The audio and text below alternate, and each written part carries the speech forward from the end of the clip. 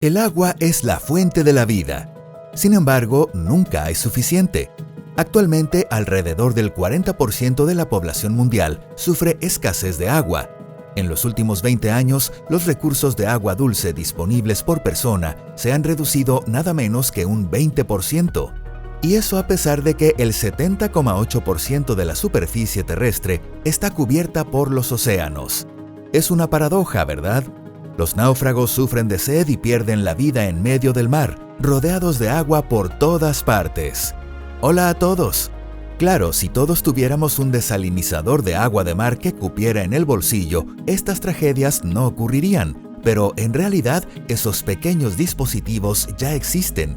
Además, las grandes instalaciones de desalinización de agua de mar ya funcionan en más de 150 países. Pero hay un país que decidió ir todavía un paso más allá y enviar agua de mar desalinizada a un importante lago. Ese país es Israel. Pero, ¿por qué? ¿Será que simplemente quieren llevar a cabo un extravagante proyecto capaz de sorprender al mundo? ¿O es que les sobra el dinero? Bienvenidos a Pangea. Veamos esta historia en detalle.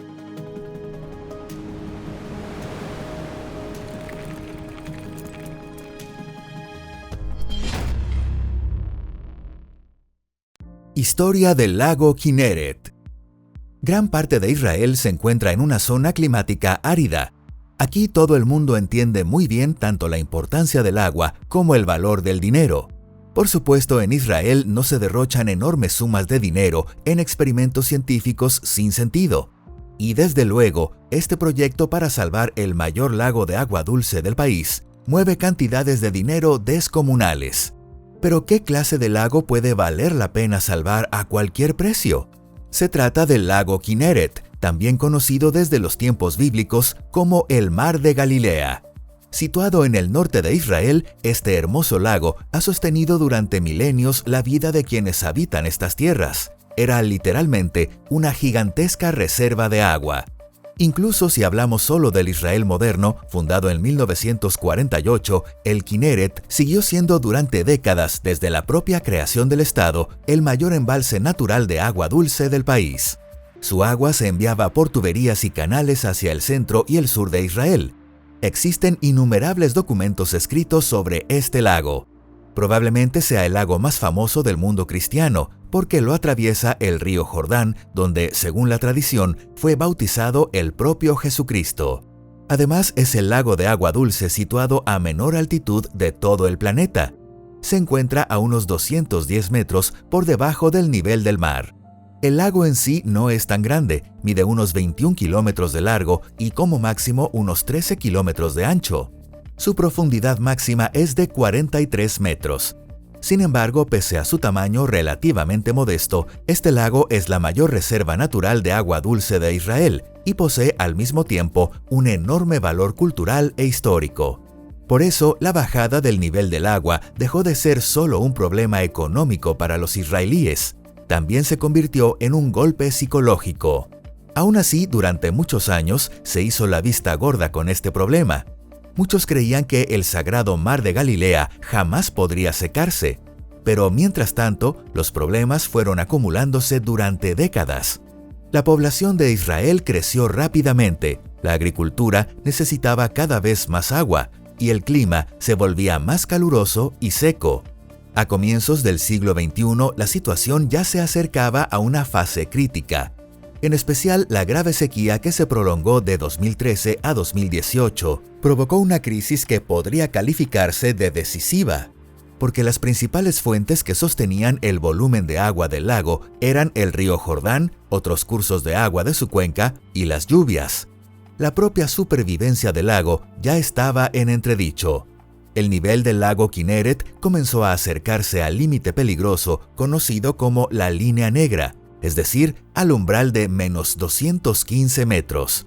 Cuando el nivel del agua cae por debajo de esta línea de peligro, comienzan a acelerarse fenómenos capaces de provocar cambios irreversibles en el ecosistema.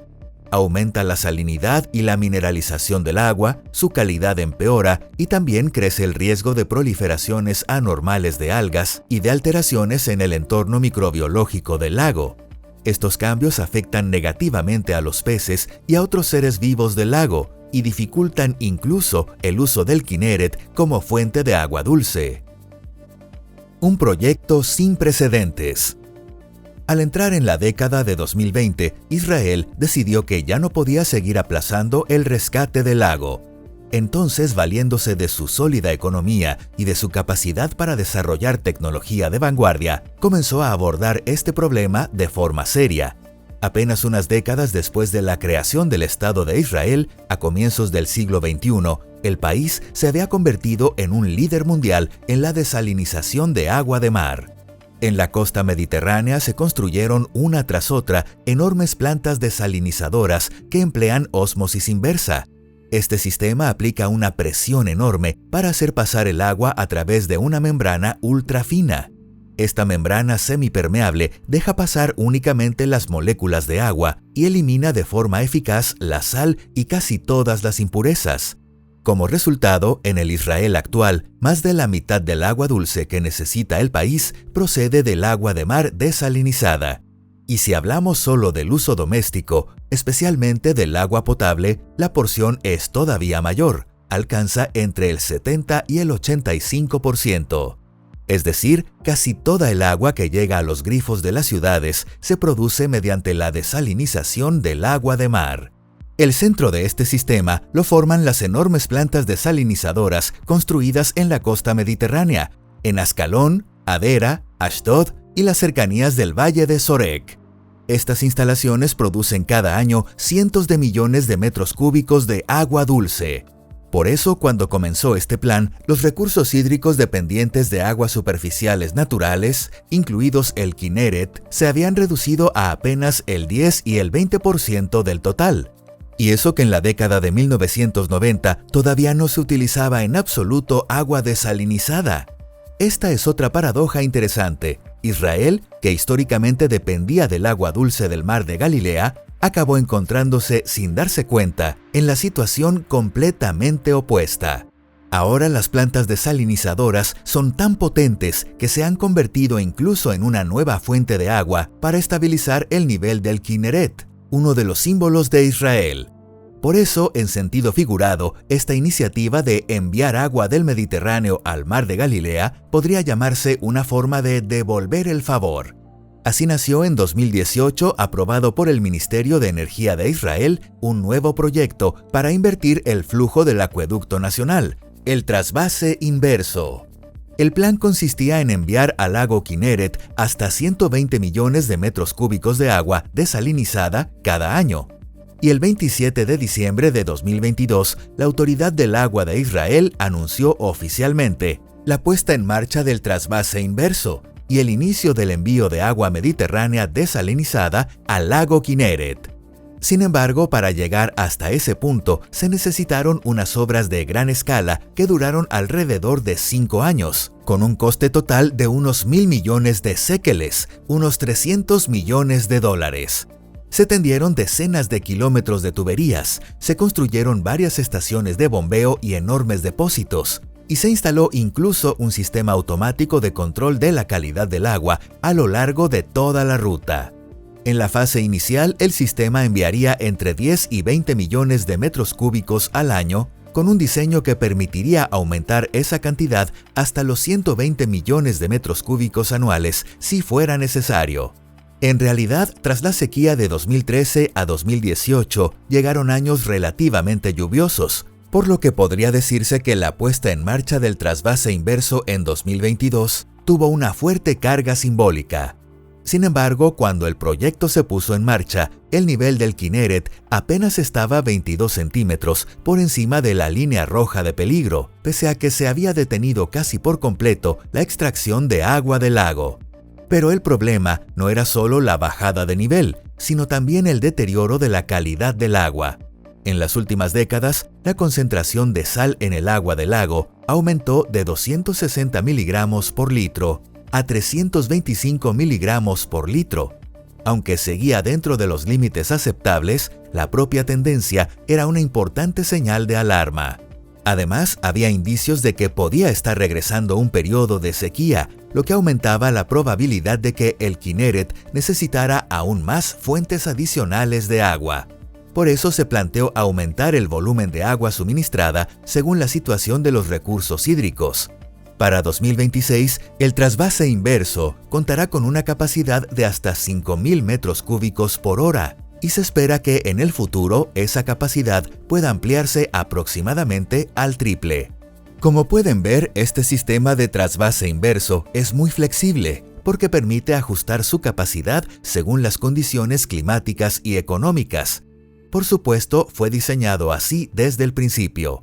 Con la puesta en marcha del proyecto Trasvase Inverso, el lago Kineret se transformó en una especie de reserva estratégica de agua dulce para situaciones de emergencia. Por ejemplo, incluso si las plantas desalinizadoras sufrieran daños por una guerra o por sabotajes, sería posible recurrir temporalmente a esta fuente de reserva. En otras palabras, Israel ha creado un sistema que le permite utilizar un lago natural como un enorme depósito de agua dulce de emergencia. El uso racional del agua. Tener mucha agua no significa que se pueda desperdiciar a capricho. Al menos en Israel no lo ven así. Por eso, Israel es considerado uno de los países líderes del mundo, no solo en la desalinización de agua de mar, sino también en el aprovechamiento eficiente de los recursos hídricos. En Israel, como en muchos otros países del mundo, el mayor consumidor de agua es la agricultura. A pesar del clima árido, en Israel se cultivan muchísimas frutas y verduras, tomates, pepinos, pimientos, patatas, cítricos, uvas, dátiles, aguacates y muchos más. Algunas de ellas se cultivan incluso en pleno desierto del Negev. Esto ha sido posible gracias al uso de tecnologías modernas y a una gestión extremadamente meticulosa de los recursos hídricos. En Israel se suele decir, no regamos el suelo, regamos directamente los cultivos. Uno de los grandes logros históricos de la agricultura israelí es el sistema de riego por goteo. En lugar de inundar de agua todo el campo, este método envía pequeñas cantidades, literalmente gota a gota, directamente junto a las raíces de las plantas mediante tubos y boquillas. Gracias a ello, es posible reducir el consumo de agua entre un 50 y un 70%, y las pérdidas por evaporación casi desaparecen. Además, también es posible suministrar fertilizante junto con el agua. Mediante sistemas de control, las plantas reciben exactamente la cantidad de agua que necesitan. De hecho, Israel cuenta con un sistema integral que programa todos los procesos para gestionar de manera inteligente el consumo de agua. Los datos necesarios para este sistema de gestión digital se recopilan mediante sensores instalados en distintos lugares. Los sensores controlan constantemente la humedad del suelo, la temperatura del aire, las fugas en las tuberías y la calidad del agua. A partir de los datos recopilados, los ordenadores inician automáticamente el riego, ajustan la cantidad de fertilizante e incluso analizan el estado de los cultivos. Parece ciencia ficción, pero ya está funcionando en el mundo real. Y en el ámbito de la reutilización de aguas residuales, Israel está verdaderamente a la cabeza del mundo. En los países europeos, las aguas residuales tratadas que se reutilizan suelen representar entre un 3 y un 30%, pero en Israel se reutiliza más del 85%. Es decir, el agua utilizada para lavar ropa, ducharse o fregar los platos no se arroja sin más al desagüe, sino que pasa de inmediato por un avanzado proceso de regeneración. Este proceso de tratamiento de las aguas residuales puede explicarse a grandes rasgos en 4 etapas. En la primera etapa se recogen las aguas residuales y se transportan a una planta de tratamiento.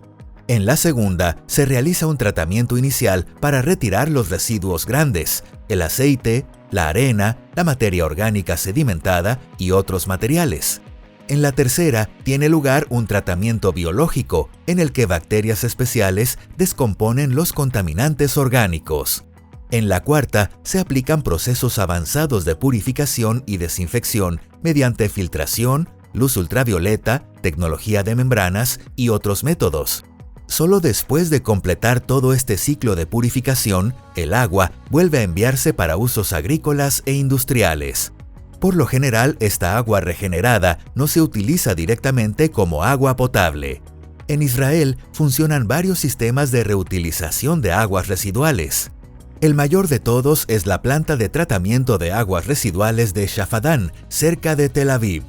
Esta instalación actúa como eje central de todo el sistema de agua regenerada.